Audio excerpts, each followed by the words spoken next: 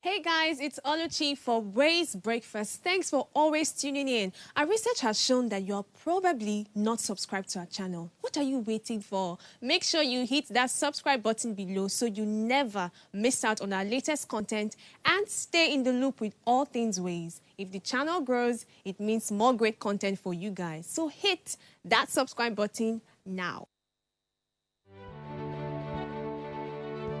Nigeria, by extension Africa, battles a growing youthful population and with little or no meaningful engagement leaves a ticking time bomb on our hands.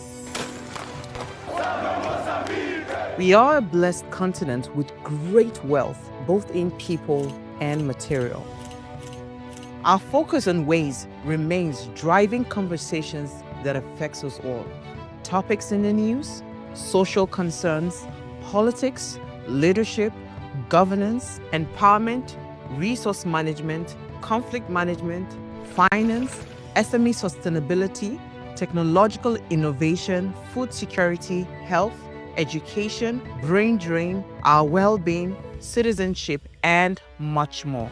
Our goal is to continuously drive these conversations, keep them burning at the table to effect a positive change both for our nation and continent. Ways, what are you saying, has a secret ingredient that completes the conversation every single episode, and that ingredient is you. Our past conversations shaped our yesterday. To shape our tomorrow, we must keep talking. So, I want to hear you. Be a part of our live conversations Mondays through Fridays. And let's all have our say. The national grid is the network of power plants, transmission lines, substations, and distribution lines that generate, transmit, and distribute electricity to homes, businesses, education and health institutions, and, of course, industries across the country. It's the backbone of modern society, powering everything from our homes and our smartphones, of course, to our hospitals and economies. During the 2025 Budget Defense session with the Senate Joint Committee on Power, the Minister for Power, Adebayo Adelabu, highlighted that the impact of the damaged Shiroro-Kaduna-Mando line, which has been out of service since a vandalism incident in October of 2024, has placed immense pressure on the grid, leading to frequent collapses. I'm sure you already know what we're talking about today. It's another beautiful episode on your favorite primetime show, Ways. And yes, it is What Are You Saying? And my name remains Osayuame Sale. And today, our discussion is going to be focused on the national grid collapse. We're asking, what's the way forward?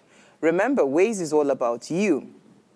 You are the why in Ways, so be a part of the conversation every single day and add your voice to the discussion. You can also head on to our YouTube channel, it's at Official Upgrade TV. Hit that subscribe button, like, share, and invite your families, friends, frenemies, or everyone to go watch and join the show right now. When I open the phone lines, I would love to hear how this national grid collapse is affecting you, right? What is going on in your own area? But of course, before we go into all of those, let's ponder on my quote for today. And this was said by the minister himself. He says, we recognize the issue with full or partial grid collapses, but our focus is on reducing the time it takes to restore power. We are actively collaborating with security agencies to achieve this. And yes, we'll delve into all of this much later, as I said, but first, let me run off on a break. When I come back from that break, I have a lot of news interest, to just touch on today. Stay with me.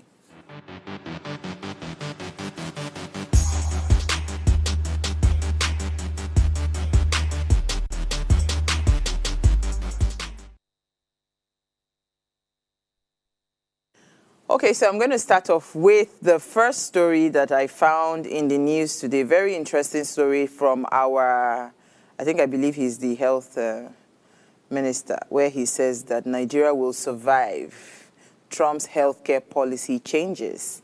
That is according to, yes, our healthcare minister. I'm trying to pull up the story. Just give me a second. Yes. So from the report, right, we all know that as soon as President Donald Trump came into power, I mean, like literally he was on a signing roll. Like he was just signing and signing and signing different kinds of, what's it called, policies and all of that. And one of those policies is the fact that they want to cut or even stop funding, you know, especially across other parts of the world. You know, they want to stop all those kind of funding. And one of those funding is the healthcare assistance fund that we've been receiving from the U.S. So the coordinating minister of health and social welfare, Professor Ali Pate, says that he believes that Nigeria would overcome the new policy changes by the United States. President Trump, of course, of President Donald Trump, halting healthcare assistance to developing countries. He expressed optimism at the inauguration of the Bayelsa State Hemodialysis Center and the General Outpatient Center at the 350-bed hospital at Bayelsa Medical University in Yanagwa. Both events were part of the week-long program celebrating the 5th anniversary of the governor, Doye Diri's tenure. There are some changes that have emerged in the last 3 weeks on healthcare as a result of the U.S. government's policy, but as a country, there's nothing we cannot overcome. So I like his optimism. I like what he's saying. I like the fact that he believes that we are able to stand on our own. I've always said this, that if you check how much Nigerians spend on medical tourism, so it is not for lack of, what's the word now? We actually have the funds, right? But it is the facility, the healthcare facilities that we lack, which is what I believe the Bayelsa State governor is doing, right? You see, but it's beyond that, because I remember clearly that, what's his name? Godswill Akpabio, when he was governor of Akwa Ibom, built a very, very world-class hospital. But where is that hospital today? So it's beyond all of those things. I believe that, you know, yes, we can overcome, you know, the challenges that will come with it. But my question in the first place is, all the funds that came, because when I started hearing all the obscene amount of money that came into healthcare funding in Nigeria, I put my hand on my head. So where did the money go to? Because the truth is, I can't even see it in our facilities, especially in our government facilities. So it is as good as not even coming at all, because in fairness, honestly speaking, I don't think I even saw the impact of those funding. Some will argue and say, no, there was impact and all of that, but I don't think so. For the amount of money that was being pumped into Nigeria, with the output, I think they were far, far different. So I like the fact that, you know, there has been, you know, there's been a stop to that. Let us look inward and find solutions. We need to build proper healthcare infrastructures. It is the infrastructure first. Because you see, if once we get the infrastructure right, I believe even the manpower would come. We have a lot of doctors leaving this country, not because they want to leave this country. It's because they don't even have the right facilities to even work with. Or, I mean, right apparatus to work with and right facilities to work in. So imagine if we intentionally build our healthcare facilities. And this will tell you with what is allocated to budget for healthcare. Right? It will tell you where the direction is going, whether we are truly serious about revamping our healthcare structure. So yeah, congratulations to Bayelsa governor. I'm hoping that this facility would be sustained. There's sustainability and it will actually function effectively, right? Yeah. All right, so on that note, I'll move on to my next story. Of course, you know, I took on the story of the Unizik student yesterday. This is just to give an update.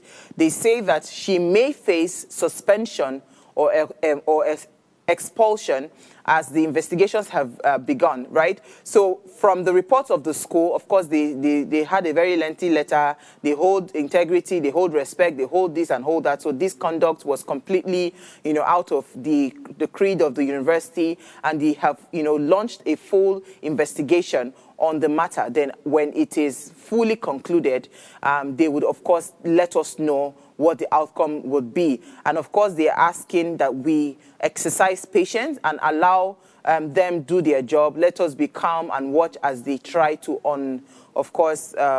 unravel what the incident was without any bias or whatever. Yeah, we are watching. So let us see how that goes. Because somebody was saying that, are you sure that the man did not toast the girl before? Because the impetus, is it the impetus I want to say now? The boldness to which she actually attacked that lecturer, I don't think I had that boldness to even the lecturer where he toast me safe, I go still use respectfully, sir, I decline. Not to talk of the way she was grabbing the man. It's like there was more to it. But I'm hoping that after the investigation, we can get, some concrete things. And, of course, whoever deserves punishment or whatever should be meted, because this is not something that should be encouraged at all. Let's not turn our country into a zoo. All right, so I'll move on to my next story. Baba. He has clarified his relationship with Honorable Natasha. And, of course, he talked about the fact that we should please all these allegedly people. We should stop allegedly. Allegedly, whatever English that he used. But the point is, he made clarity that he actually does love the Honorable. And, he's even asking that, he has asked her to marry him. And she is not the reason for the breakup between himself and Annie. And what else did he say? That we should please, he was the one that brought the matter to social media. So he's asking us to also, he cannot ask us not to put our mouth in there because he brought the matter to social media. But bottom line is that, he is asking that we allow her, his new found love be, because she's not the cause of the, the breakup. And himself and his wife, or ex-wife now, Annie, they are fine, they are good, and they have an understanding. So I think I want to talk on this matter tomorrow. So I will hold my peace, because there's just too many things to talk about on this matter. I'll hold my peace, but just watch the space for tomorrow. Let me tell you what is on my mind on top of the matter. All right, so I think this should be my final story for today. So new charges for ATM. So according to the report, it said that we would begin to, we will begin to have, some kind of interesting charges when we use ATMs that are outside, oh God, I'm trying to find that story now. We'll use ATMs that are outside certain kinds of jurisdiction, that off-site ATM withdrawals, so for instance, like shopping centers, airports, just ATMs that are generally not within the banking premises, that all those kinds of ATMs, we're going to be having charges up to about 600 naira. That is ridiculous. That is if you're even withdrawing a minimum, I think, 20K. If you're withdrawing more than that, it's going to be a lot more than that, because for every 20K, I think you're charged 500 naira. Then, because the regular 100 naira charges, that is just ridiculous. I don't know. Okay, there was one story I wanted to just quickly touch on, but I don't think the graphics is there, which is the Premium Times one, right? The Premium Times story. Remember that university lecturers or deans had accused lawmakers of demanding for bribe before they approve, I think, their budget or something. So that story has come out again, and I just thought to mention that, just to follow up, that we are monitoring that story, because I am even curious to see where that story would lead. So according to the report, the lawmakers had demanded for bribe from the universities. They had to pay 8 million each before they approved their 2025 budget. That was the story. So Premium Times have reported that story holds true, because some people within even the National Assembly actually confirmed that. So these are all allegations, but it is out there. Some even said that they received $1,000 each in envelopes, right? And yes, some university heads, of course, refused to pay these bribes, and that's why this story came out. So we'll just keep monitoring this, even though the Senate, they've refuted the claim and saying that it is false. But hey, that's so it be. And now, my final story, something about Palm Circuit. 18 out of 18 federal directors fail Palm Sec qualification exams out of the 29 people that wrote the exams. I just thought to mention that. I'll leave it there. Tomorrow we'll continue the story.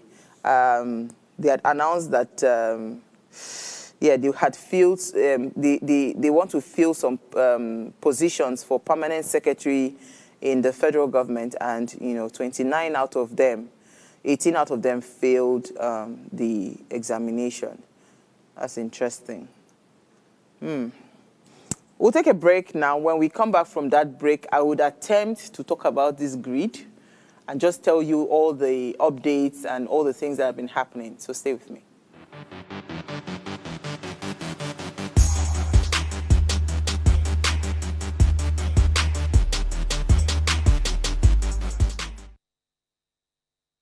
Tell us you're a Nigerian without saying a word. Energy security is one of the most pressing issues for many developing countries like Nigeria. And if there's going to be any meaningful progress, addressing our energy issues is non-negotiable. I need to see light from my house. Make them do something. Band A is expensive. I literally have to turn off all my appliances just to reduce costs. We need light. Introducing the Energy Outlook, your go-to show for everything energy.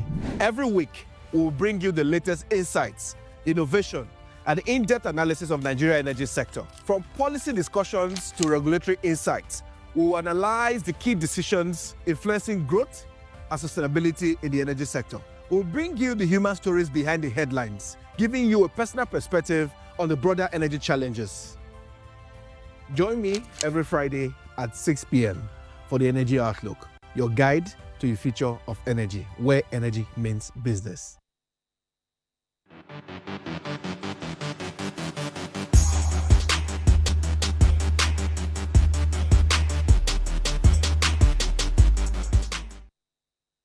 All right, thanks for staying tuned. Now, the national grid is a complex system that operates in real time, responding to changing electricity demand and supply conditions. It's made up of power plants. These generate electricity from various sources, including fossil fuel, nuclear, and renewable energy.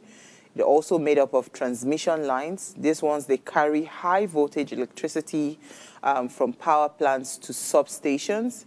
It also entails substations. Now, these transform high voltage electricity to low voltage for distribution. Then we also have distribution lines. These are the lines that deliver electricity to homes, businesses, and of course to you in the house, right? Industries and all of that. So the importance of grid reliability. Now, a reliable national grid is very, very essential. And it is essential in many ways because without a reliable, grid, we would start to have a lot of lapses within our economy. So, for instance, economic growth.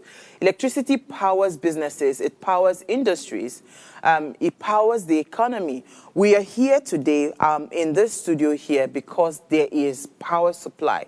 We literally cannot, as it is right now, because of course we've moved away from the Stone Age, we really cannot survive without an effective, grid, national grid that is functioning. Because without that, we can't have electricity. And that's why, for us, for our economy to grow, we keep on complaining about the economy and how it's not growing. For us to be able to have a decent economy, power is very critical. We also need to have a reliable grid because of our public health institutions. So, for instance, our hospitals, our healthcare facilities, they rely strongly on electricity for life-saving situations. Medical equipment, there are some people right now, they are on life support, right? They are on permanent life support. You have babies in the incubators. You have so many, literally, if you walk into a hospital, there are very limited, medical treatments that you would not need electricity for. So when we say we need a reliable grid, right, that is functioning, it is because our public health depends on it, right? So we need to have power to be able to power our hospitals, our healthcare facilities, different places. If you go to all those laboratories where they do tests to check and screen your blood, your scans and all of that, everything is powered by electricity. So I don't understand how till tomorrow electricity is still a problem with us in Nigeria. Because that's the only way we can even survive, we can live, right? For national security, we need our power grids to be functioning. Because electricity of course, also powers critical infrastructures, right? You see our military bases, our defense system, You know, in some other countries where every of these things are fully, what's called, digitized, electricity powers it. Because we cannot have a system where there is blackout and our military personnel, our defense system, they can't even understand what is going on because they can't even communicate, they can't do anything. So when we keep on talking about the epileptic nature of our grid, I am hoping that today's show, the aim would be to help us broaden our minds in case for those people that do not see it as a concern that you're taking, it's not normal. It's not normal because even the quality of our lives, right? Electricity powers our homes, it powers our school, it powers our community, it powers everything. The quality of our life is dependent on the quality and the constant supply of electricity. If you go to my house now, for instance, I don't know when there's light or when there's no light because what I did many, many years ago was to take myself away from the headache of going to go and start a generator and all of that. So for every building that I have been in from the inception of, you know, I think from the last 15 years, I have made sure that things like a solar panel, an inverter, and all of that is fully installed. So at least you would have some decency, you know, to have a quality life. A lot of us don't live quality lives in this country just because of electricity. So the goal of all of this show today is to just expand our minds so that when we start to see this grid collapse, we don't keep quiet as Nigerians. We start to call out our leaders that this is unacceptable. Now, let us even give some data on previous collapses. Like there is a long list on previous national collapse. So on the 4th of February in 2024, right, there was, of course, collapse. Nigerians experienced the first collapse on Sunday, February 4th, following a reported system failure by the power distribution company, and the incident triggered prolonged blackout across the country. I'm sure a lot of us remember that. That was the first collapse that we experienced. March 28, 2024, a second collapse. Right? The grid collapsed and the system failure was cited, and it led to extended outages in some areas where others, of course, had regained power within 24 hours. So when the grid collapsed, some areas are able to get back power, but some areas are not because it then extends, right? 15th of April 2024, there was another collapse, right? It was a Monday, and it brought the third grid collapse of the year. The outage disrupted industrial zones. Imagine. So key cities with official attribution to the collapse due to frequency imbalances. That was what it was attributed to, that collapse of April 15th. July 6th, again, we experienced it. It was a Saturday. Now, the grid collapsed, marking the fourth disruption and the widespread blackout that was, of course, it disrupted healthcare facilities, manufacturing, and other critical sectors. Authorities also promised to reinforce contingency measures to prevent a repeat. But did they do that? No. August 5th, again, it happened. That was the fifth collapse, right? Leaving the nation in darkness again. October 14th, the sixth collapse. We saw complete collapse of the grid, sparking outcry from affected businesses and residential areas. And this, of course, marked the start of a particularly unstable month. October 15th, that same month, October 15th, there was also a partial collapse. Now, on Tuesday, that 15th, it occurred that there was a partial collapse, and it was not too severe, right? It was not too severe. Or it was not too serious, right? That was the word. So October 19th again. So within October 3, or is it more than that, there was partial disturbance, and that also faced, it faced another disturbance, but avoided a total collapse. Now, the transmission company of Nigeria explained that that particular incident was a precautionary measure to prevent an explosion at the Jeba transmission substation. So October alone, we had 3 grid collapses. November 5th, a day after my birthday, 2024, there was partial disturbance, right? And TCN spokesperson in Didimba also revealed that the line and the generator trippings caused the instability in the system, resulting in that outage. That same month, 2 days after, 7th, right? Another incident occurred. Now, this second blackout in 3 days left the nation in darkness again. TCN assured Nigerians that the restoration efforts were underway. So, December, we had, again, failure.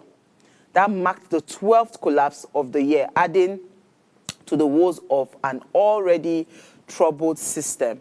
Now, these repeated disruptions in 2024 had, of course, shown a harsh light on the challenges facing the Nigerian energy sector. So many Nigerians are now calling for a complete overhaul of the national grid to prevent further collapses, right? So apparently today, Nigerians have been thrown into darkness. In case you did not know, I just noticed a flicker whilst I was having a meeting in my office. And the next thing, I heard the generator come on. So we've been thrown into darkness as the national grid experienced a collapse today, marking the first one. Will I say this is the first one for the year? Well, officially, let me say that this one is the first one for the year. But hey, what are your thoughts, right? Do you think that we can see the end of grid collapses in Nigeria? Right, that's the question. So we'll go on a very short break, right? When we come back from the break, I want to attempt to try, because I don't even know what the way forward is, but if you can help me, please call and explain how we can solve this epileptic power supply or the grid, dancing grid, and whatever it is. But we'll go on a short break. When we come back, we'll continue the conversation. Stay with me.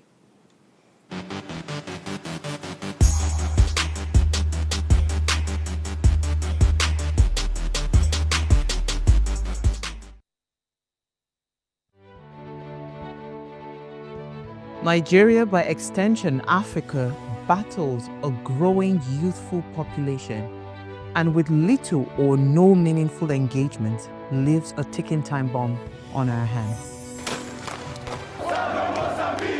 We are a blessed continent with great wealth, both in people and material.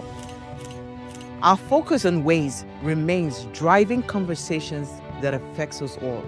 Topics in the news, social concerns, politics, leadership, governance, empowerment, resource management, conflict management, finance, SME sustainability, technological innovation, food security, health, education, brain drain, our well-being, citizenship, and much more. Our goal is to continuously drive these conversations, keep them burning at the table to effect a positive change both for our nation and continent. Ways, what are you saying, has a secret ingredient that completes the conversation every single episode, and that ingredient is you. Our past conversations shaped our yesterday. To shape our tomorrow, we must keep talking. So, I want to hear you. Be a part of our live conversations Mondays through Fridays. And let's all have our say.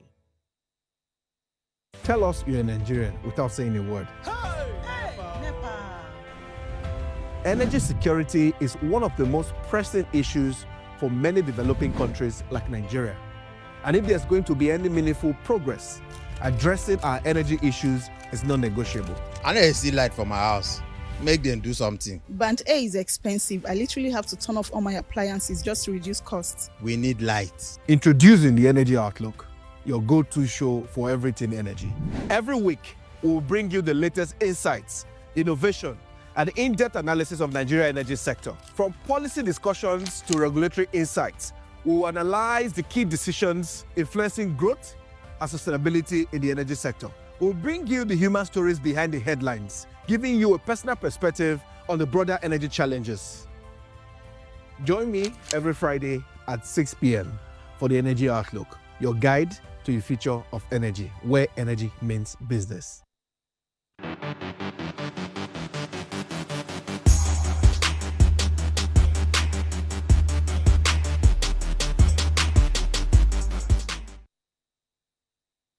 All right, thank you for staying tuned. So what's the way forward, right?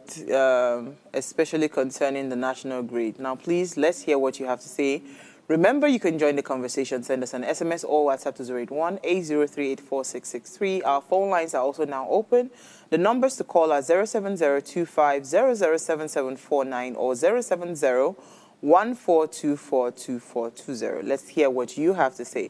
Now, before I even move into the solutions, right, have you noticed how, especially for those in Band A, our power bill is ridiculous.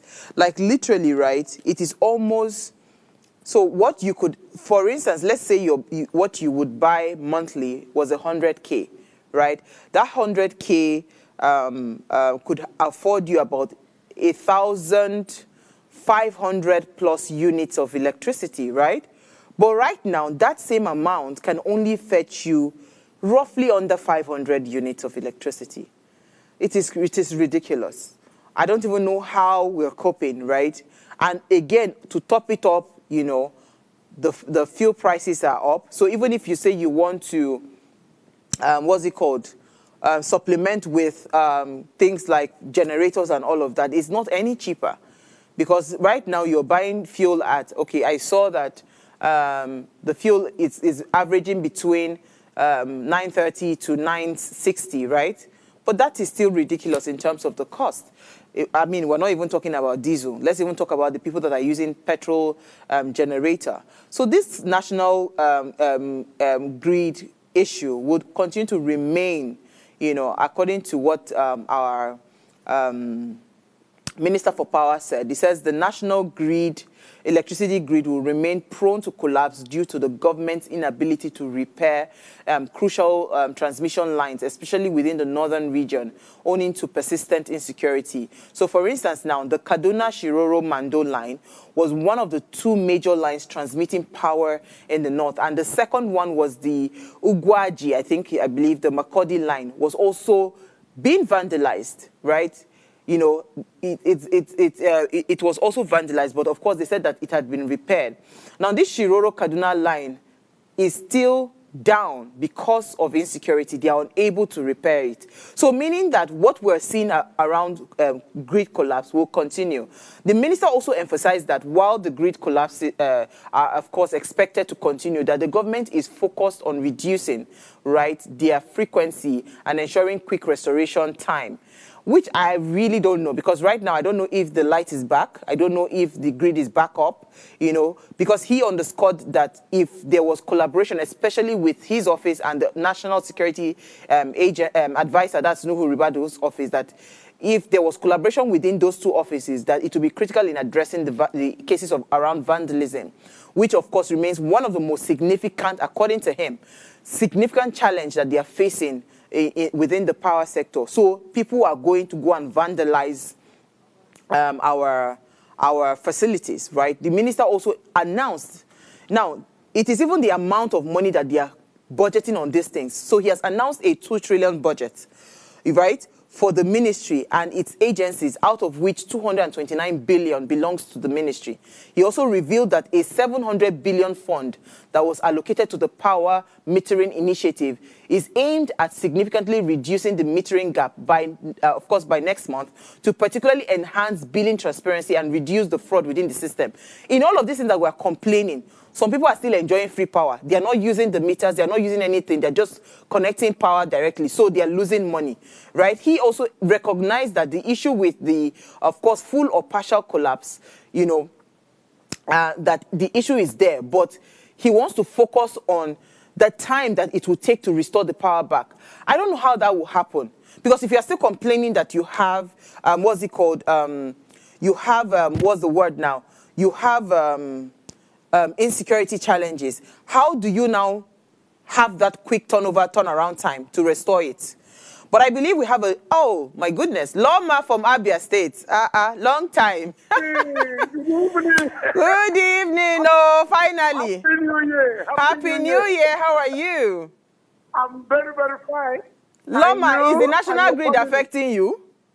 Yeah, even in my home village, which is Ohofia, I'm telling you, for 7 years, We don't have life.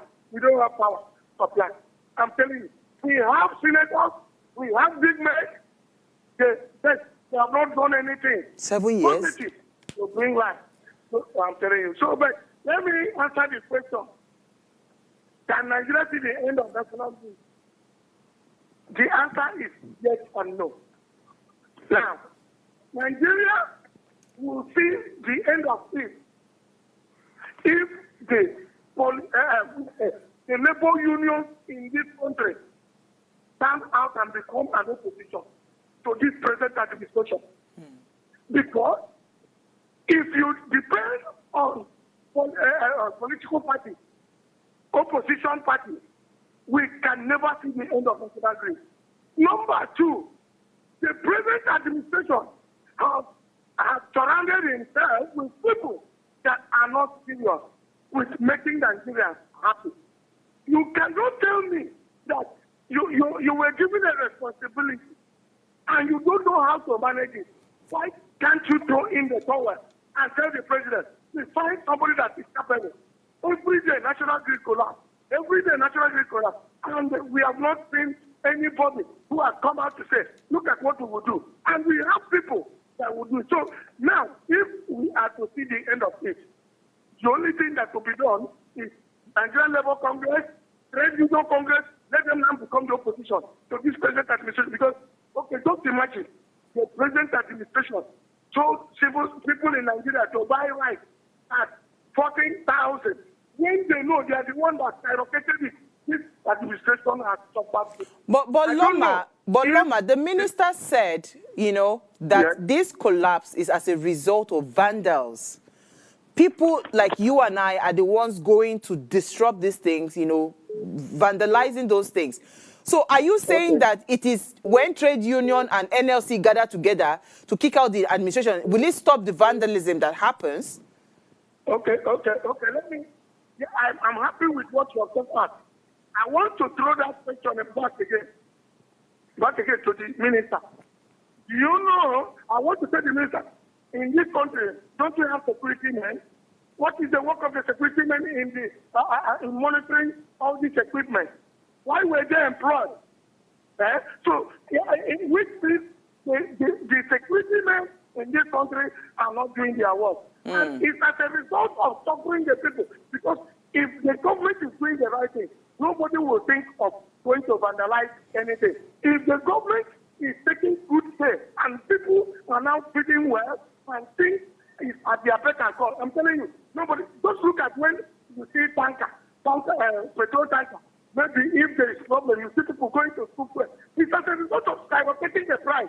So that's the thing in the power sector, that national grid. I'm not supporting anybody. I can never do it. If I see somebody, I will report. But what I'm not saying is that the government are the ones that contributed. So you feel like it is tied to failed leadership. Thank you so much, Loma. Thank you very much. Absolutely. Yeah. Thank you so much. Well, there's a role that leadership would play in helping us to come up, rise above this grid collapse. Because honestly speaking, when I hear issues around vandalism, I don't think the people that are doing it are ghosts. They are not ghosts.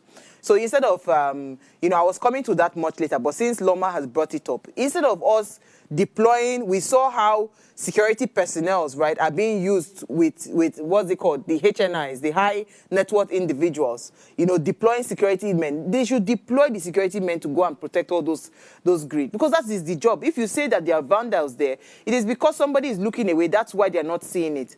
But you see, apart from what I mentioned earlier about setting aside some money for metering, setting aside money for the ministry, the minister also disclosed that they plan to invest 36 billion in distribution of transformers across the 6 geopolitical zones.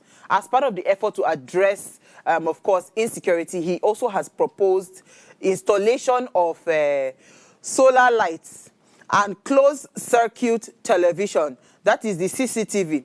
Which we see CCTVs all the time, but does it work, right? Because again, it is beyond just installing the CCTV cameras.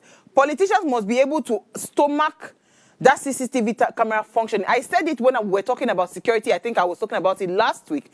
When I said that these CCTV cameras can go a long way in solving a lot of our problems. But again, because during elections, most politicians, they do a lot of movements, you understand, that they do not want to be monitored. It is difficult for us to have functioning CCTV cameras across Nigeria. But I believe we have another caller. Good evening. Yes, a very good evening to you. Good evening. Thank you for calling. Yeah. Honestly, to be very candid with you, we are not yet in governance. I bet you that out of every 10 Nigerians, out of every 10, 9 will never speak well of this government. And what are we analyzing that the government is not aware? What are we analyzing? We keep analyzing this thing, talking this thing, they are turning their head. How long are we going to remain this way, for goodness sake? Are we saying we are from bypass to para? It's horrible. Good evening. Thank you. I didn't get your name. Okay, good evening. So a lot of the callers that are calling are harping this on leadership. So based on the question that we asked today, if it is possible for us to see the end of grid collapse, it means that with what I am hearing the callers say, you know, if leadership continues at this rate, it will be tough for us to rise above the grid collapse. Because you see, if you look at the elements that the minister has highlighted, most of them is hinged. We've talked about this thing. The things that, what's it called, security or insecurity rather in this case, is costing us as a country. We've not even measured it. Because if we measure insecurity and the matrix, if we call, for instance, SBM intelligence to come and measure the cost of what we have lost as a result of insecurity in this country, trust me, it is going to be very alarming, right? So beyond all of these things, the proposal to install CCTV camera, it is supposed to be aimed at monitoring the movement of vandals and other criminal elements now and enhancing security and protecting those critical infrastructures. But would our politicians allow CCTV cameras to function in this country? And wouldn't the CCTV cameras, wouldn't they require lights to work? So we want to maybe connect them to solar panels, right? Maybe that's the plan. But hey, those are the things that the minister had proposed. And under that proposal, it was included under the, I think now they have like a 200 billion naira subhead, right, in the 2025 budgets. Hey, it's a mouthful.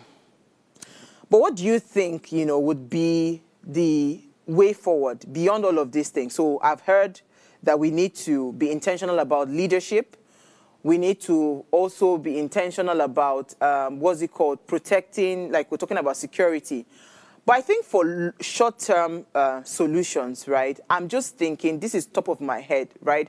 How do we activate a pre-existing emergency response plan to quickly respond to these grid collapses? So, for instance, if we know that the Kaduna, Mando, whatever grid, you know, they call it, would, you know, there's always going to be like a collapse and, you know, there's there's a downtime to restore it. Is it possible for us to set up, you know, some level of, a contingency plan around that region? So as soon as there is a collapse, it is an immediate, so it's almost like we, the end users, we don't even notice it. Is that a possibility? We can also implement power rationing system. I know that people have complained about this thing, but it has worked in some places where, you know, because of the capacity, they would ration the power. So at this region, this area, they get power from this time to this time. This power gets, I mean, within my estate, right, because we generate our own power. I know that between the hours of, I think, 6 a.m., like I said, I don't know because I always have lights, you know, but the way I know it is because the inverters are not connected to the air conditioners. So the air conditioner goes off, I think, at around 6 a.m., you know, to I think about 9 a.m. it comes back. So just that short break to give the system time to breathe. Then also around 6 p.m.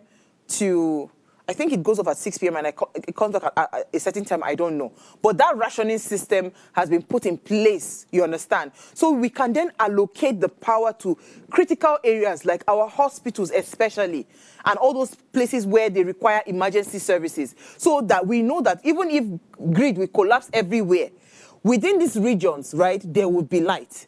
If we have those kind of systems, it might help. I'm not a fan of generators, but at this rate, we might need to be intentional about deploying mobile generators to provide temporary light to those critical areas. Like, we should not hear that our hospitals are without power. We shouldn't hear it at all. There's a particular hospital that I'm aware of that they actually spent hundreds of millions of naira, right? They partnered with a solar company, and the entire hospital is off-grid. Because if truly there will be a way forward, we need to start finding a way to isolate ourselves from grids, right? Especially critical institutions or critical places like the hospitals, emergency response areas, places like the, laboratories where we need to, or maybe pharmaceutical companies where for instance, there are some drugs that are temperature sensitive. So meaning that they have to be powered, for them to be potent, right? So all of those kind of critical areas, imagine us intentionally removing those places from grid. If I were to be a government right now, I'll be thinking, okay, whilst we're trying to solve the grid solution, why don't we find a solution in terms of, for instance, our off-grid plan? Let me tell you something. The beautiful thing about our world right now, because the world is going green, and because the world is very, very focused on eco-friendly solutions, right? Let me tell you, if you approach the major companies that are providers of solar panels or inverters and all of those things, they are more than happy. They are more than happy to partner, right? Especially when we say, okay, please come and help us power these hospitals. Like critical institutions. I know a lot of farmlands that they've partnered with some German company, they've gone fully turbine. They are not doing diesel anymore. So all that entire cost is off. Then they find a way to pay back. If you are talking as a government and you are giving me this kind of solution, then I know that you mean me well and you are ready for us to grow. Because if we are not intentional about pushing solutions that are a bit more sustainable, then it's going to be difficult. We can't keep having this grid collapse all the time. We must also learn to prioritize, critical infrastructural repairs. So if we are talking about the transmission line or we are talking about the substations, are they the things that are being damaged? You have to be intentional about finding permanent solutions. I am very sure that there are some countries, they've never experienced what a grid collapse is. And it is because of the quality of their infrastructure. So we must be intentional. Then if we have tried all these things, it's not working, why don't we borrow light? At least here they give light to some people. More go meet them say, borrow us light. You can actually import power from other countries, right? But then again, they will tell you again that it is not because we're not able to generate power. It's the fact that the infrastructure to transmit that power, there's a problem, or distribute that power is the problem. And that's where a lot of these vandals go and hop on. So, literally, right, I would think that for me, renewable energy integration would be my number one, because I have seen how renewable energy has given me peace of mind, right? Especially in my home, right? I don't have any issues. Like literally, I go to sleep, I wake up. I can travel for 2 weeks. Everything will be fine in my house. I don't have to worry about, something taking light and my refrigerator going bad or things going bad in my house. We must integrate renewable energy sources. Solar, wind, turbine. We must integrate it and reduce our dependence on fossil fuel. We must integrate it. If we're not integrating those solutions, then we're not ready to solve our power challenges in the country, And if we have done all of these things and we are harnessing it. In fact, I saw a video. It was mind-blowing. On top of ocean. I think it was in China. I can't remember where. On top of ocean, they have installed panels. When I say when I don't get land to put the panel, no worry, you go enter water. You see the floating panels right in the middle of the ocean. They are harvesting the sun and gathering power. So those kind of countries, they are able to even store up energy, right? So they would continue to have the backup of the backup. Right? If we are not ready to think forward, we can't keep jumping up and down. So if the minister is shouting about 10 trillion, 50 trillion, 100 trillion, no problem. But let your trillion be channeled in a sustainable, solution and plan. Not just doing the same old thing, telling me that you want to spend thousands of billions protecting what's it called, an infrastructure, and yet we're still not having the power. It is really, really sad. If the government is serious, right, about solving our electrical challenges, because we know we need electricity, we need power to be able to power our economy. We need power to be able to come out of this economic hardship that we are facing. Because let me tell you something, a small barber or a woman that runs a salon or something, she requires light to be able to do her business. The guy that is holding a clipper, he requires light. You know, sometimes, they have the battery-powered one, but it's not sustainable. They require light to do all of these things. Now, imagine if we had constant power supply. That is one headache out of the necks of a lot of people.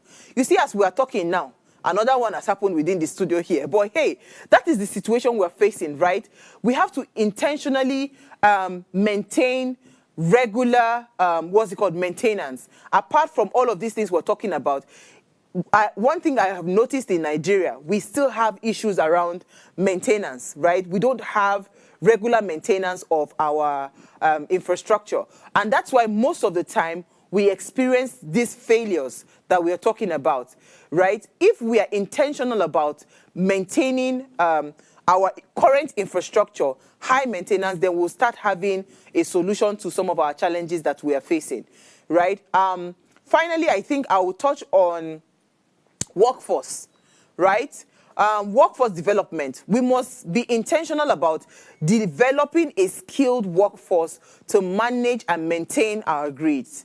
Because, again, some of the challenges that we face is also the expertise. But I would say that I have heard that we have one of the best, management system when it comes to the expertise on those people that work on those grid system and all of that. Yeah, so those are the things that I want to kind of like highlight as my own way of, solving the problem and solving the challenge, within the power sector. If I have not said anything before, if the government is listening, we have to be intentional about, our dependence on fossil fuel, our dependence on this current structure of power. Let us find ways to harvest other sources of power that we are naturally blessed with. We're naturally blessed with wind, we're naturally blessed with sun. Those two things, if our government is really serious, there are companies that can partner with us, just like the way we have construction companies partnering with Nigeria to build roads. We can get those companies to partner with us, and we can now have like a payment plan or a structure.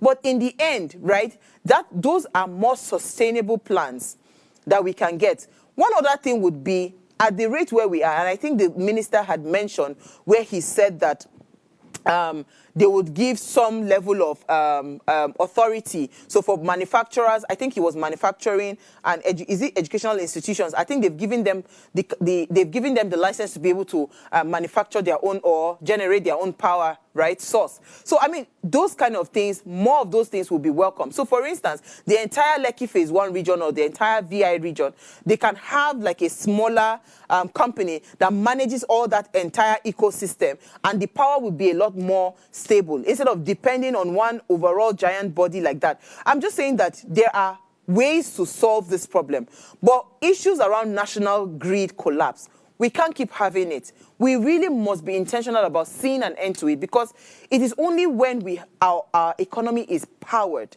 that is when we can have an empowered people, right? If the economy is powered, we would have an empowered people, because our economy will be a lot stronger with power, stable, right? It will be a lot stronger. But thank you so much. So I'll just quickly say that, as we've discussed today, a national grid collapse is not just a technical issue, but it is a national security imperative, right? We have to be intentional about avoiding this. It also requires a coordinated effort from our government. Like our callers have mentioned, there is a huge role that the government has to play. Of course, it requires effort of industrial experts. It requires efforts of civil society groups, to continue to advocate.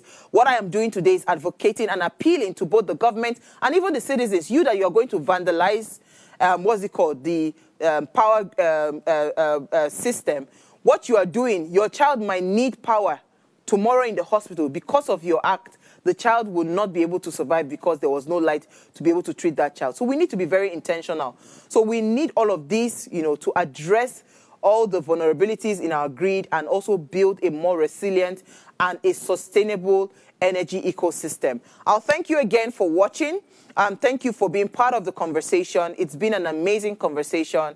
God will help us, those people like us in Band A. We will survive the Nigerian economy, and we're hoping that we can actually find lasting solutions to our power challenges.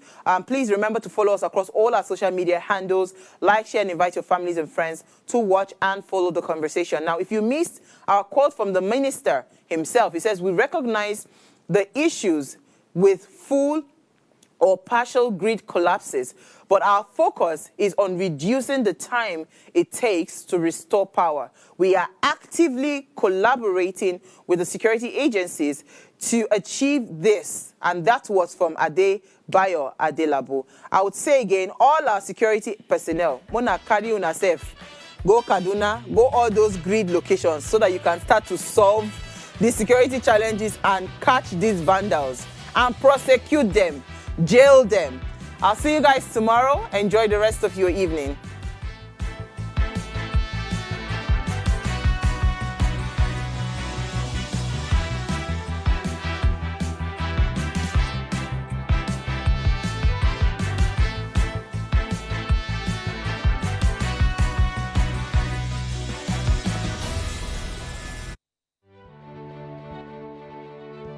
Nigeria, by extension Africa, battles a growing youthful population, and with little or no meaningful engagement, leaves a ticking time bomb on our hands.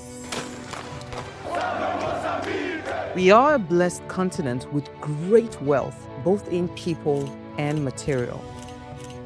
Our focus on ways remains driving conversations that affects us all. Topics in the news, social concerns, politics, leadership, governance, empowerment, resource management, conflict management, finance, SME sustainability, technological innovation, food security, health, education, brain drain, our well-being, citizenship, and much more. Our goal is to continuously drive these conversations, keep them burning at the table to effect a positive change, both for our nation and continent. Ways, what are you saying, has a secret ingredient that completes the conversation every single episode, and that ingredient is you. Our past conversations shaped our yesterday. To shape our tomorrow, we must keep talking. So, I want to hear you. Be a part of our live conversations Mondays through Fridays. And let's all have our say.